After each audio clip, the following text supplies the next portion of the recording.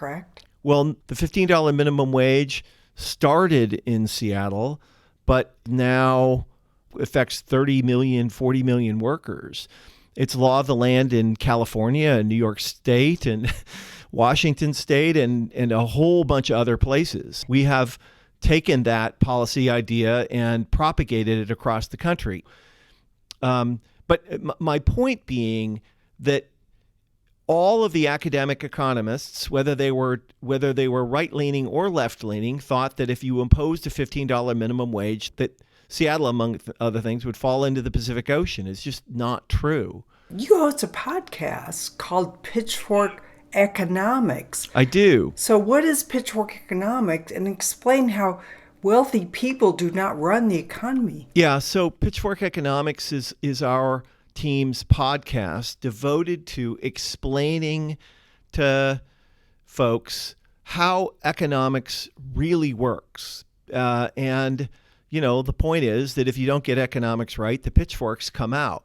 And so we have sort of laid out all of the economic principles and ideas that frame up our understanding of how our capitalist economy does or should work. And we're just trying to explain to people where we went wrong and how we can set it right and build a market economy that benefits everybody, where everybody wins when the economy wins. Yeah, and explain how the wealthy people don't keep things running. Because many people believe that. Oh, yeah, well, the wealthy people will keep everything going.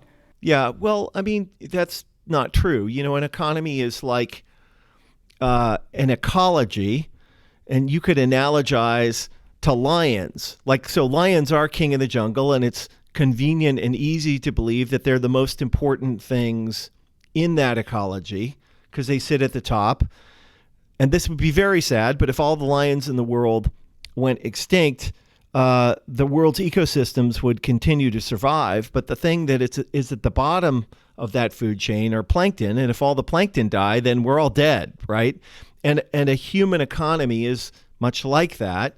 Yes, there are rich people who play an important role, perhaps in running a company or whatever it is, but it's the middle class that makes the economy go, because if people don't buy stuff, then no one makes stuff. And if no one makes stuff, then there's no jobs. And so the true job creators in a market economy are middle class consumers. And when they thrive, that's the thing that drives business. So the most pro-business thing you can do as a matter of policy in a market economy is ensure that middle class families are doing well.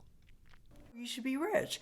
So tell me a few things you did to collaborate with people who have different values, different incomes. What'd you do? Well, I mean, I stopped running companies and I started devoting all of my time and energy and resource to civic, political, and philanthropic stuff. And so I don't run companies anymore. I run a civic enterprise called Civic Ventures. And so all I do is work on these things. So the $15 minimum wage is an example of one of the things that we work on. The overtime threshold is another key part of our activities right now. My team runs all the gun violence politics in the state of Washington. We work on homelessness and housing affordability and all sorts of other stuff like that. So that's just what I do now. It's my job. So you don't get angry at these people who are saying, no, we shouldn't do that.